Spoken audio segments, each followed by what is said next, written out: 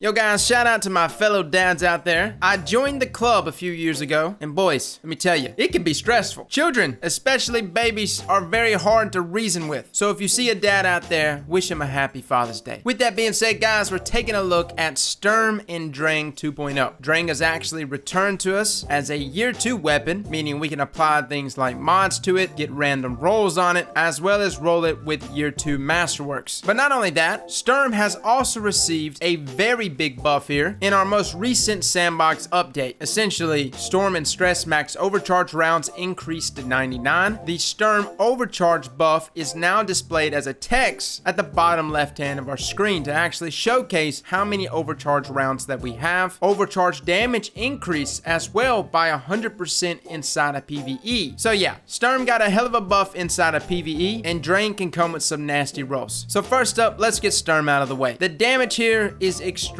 noticeable. Poor Greg, man, is just getting slapped around. Last week it was Tarba, now this week it's a hand cannon. But yes, Sturm with these overcharge rounds in PvE can pack a hell of a punch. Not only that, if you notice there at the bottom left hand of my screen, that's a lot of overcharge rounds. Now, Bungie stated in the patch notes that the Storm and Stress max overcharge rounds have been increased to 99. And again, that is a trait found on Sturm itself that states that kills with Drang reload this weapon and overflow a bonus damage round into the magazine. Now, it's stated 99. The max amount of rounds I've seen as Sturm overcharge rounds was approximately 48. 48 overcharge rounds, not counting the 12 that were already included on Sturm, of course. Let me know in the comments below if you've noticed that. Maybe I'm misunderstanding that it's not actually 99 rounds, but maybe like 99 inventory size in regards to that magazine size found on Sturm. Regardless though, 48 overcharge rounds does a hell of a lot of damage, guys. And whether you're just popping majors or actually popping some bosses, it does pretty decent damage. Now, it's not going to break the bank here. Obviously, it's not going to replace our best DPS weapons, but it's still a fun loadout, especially when you sit there and combine it with our year 2 variant of Drang, which takes us to Drang today, guys. This is my roll. I recently got it. Some would say this is the god roll. It's pretty good. Very good range, much better range than the original. It also comes with ricochet rounds that increases that range even more. Quick draw, which allows for that immediate swap, especially considering the way you're supposed to use Sturm and Drang is to never be reloading. You're constantly swapping and cycling between the two. And our final trait there is Swashbuckler. This weapon gains increased damage from melee kills and kills with this weapon. Now, Swashbuckler is a pretty neat animal. We've made a couple of videos on Swash. We had a build called Swash Charge, where essentially inside of PvP, we would shoulder charge into an enemy, and upon doing so, we have ×5 Swashbuckler, which greatly increases our damage. Matter of fact, it's a 65 to 66% increase in total damage there. And for certain builds, proccing this is not terribly too difficult to do. And even if you're inside of PvE, what's the beautiful thing about Swashbuckler is that if you happen to drop the buff, but you got an ad right next to you, no problems. Just simply melee the ad, and boom, you've got ×5 Swashbuckler back again. So a simple melee kill can immediately get you 65% increase in damage. Now, some would say this is the god roll. This is it. Aztecross, go home. You're done. Our Sturm and Drang combo is complete. Nope.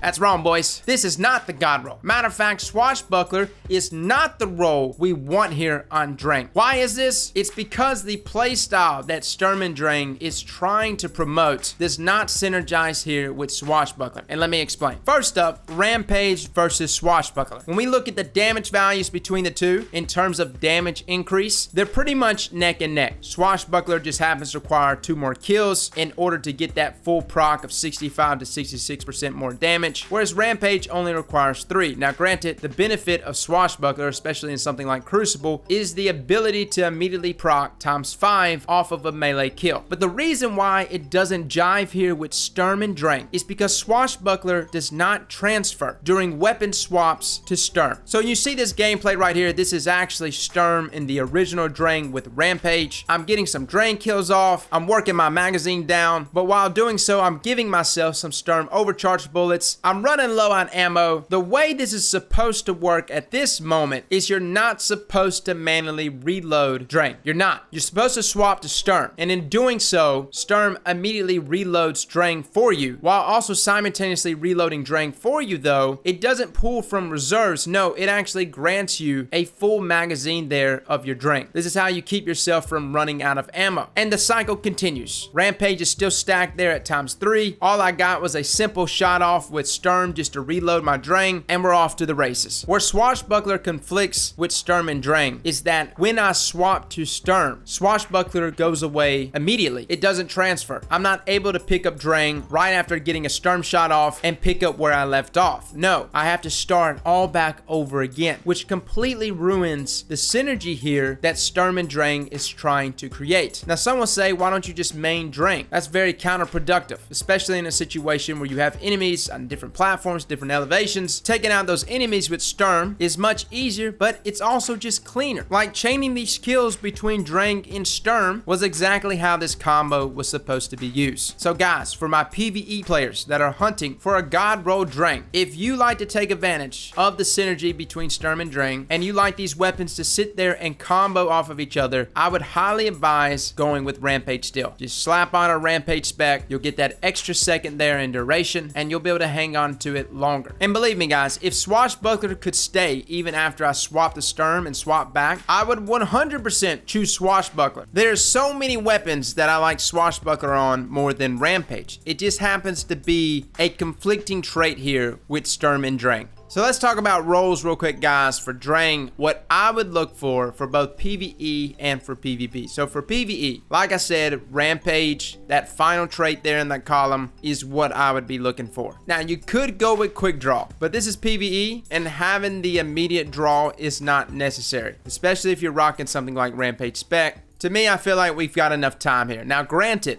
if you want that quick draw inside of PvE, go right ahead. Yes, it makes things a lot snappier. You immediately got the draw, especially if you're constantly comboing from Sturm to Drang. I really like the fluidity between the two today. Having quick draw on my Drang was really nice. But again, it's not necessary. Instead, if you're looking for something that can actually increase the damage here for Sturm, you could go Disruption Break.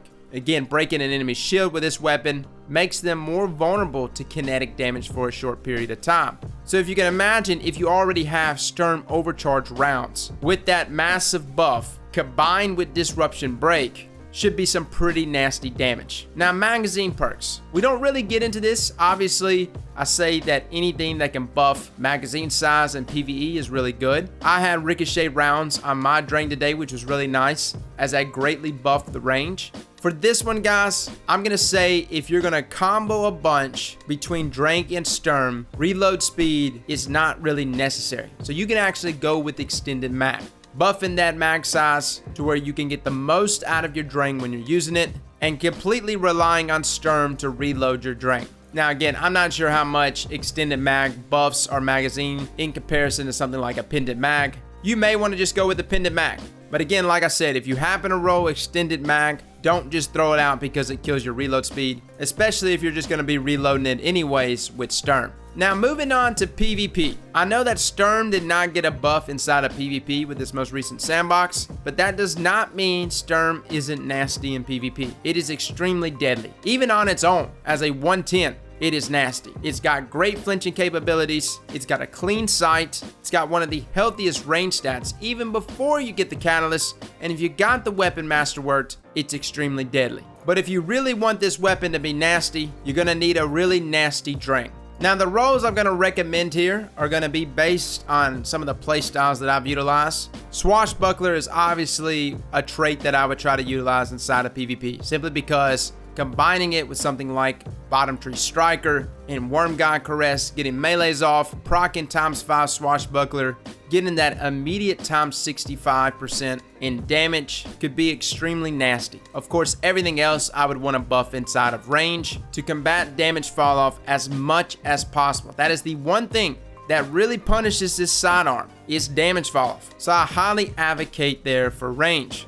Now, in terms of time to kill, and I do want to bring this up for PvP, this weapon has technically one of the better time to kills in the game actually, at 0.6 seconds. but it's very unforgiving, just like all our other 300 round per minute sidearms. At 4 crits and at 6 bodies, it has a 1 second time to kill. So needless to say, it's very unforgiving. But even the most forgiving sidearms are not that good either. Sidearms are just not in the best of places. There's a few that I would say are pretty decent enough. But if I was to really go for the Drang that was going to be consistent, wasn't going to try to utilize it in any other way other than just getting kills and locking kills down with it, I would actually consider Zen Moment, Moving Target, Ricochet Rounds, and possibly Arrowhead Break. Arrowhead Break to go ahead and max out that recoil direction. This will make Drang extremely vertical. Ricochet Rounds for that range bump. Moving Target just because it's a sidearm. You're going to be spamming a lot of shots, and anything that can help you in snagging more crits or just landing shots in general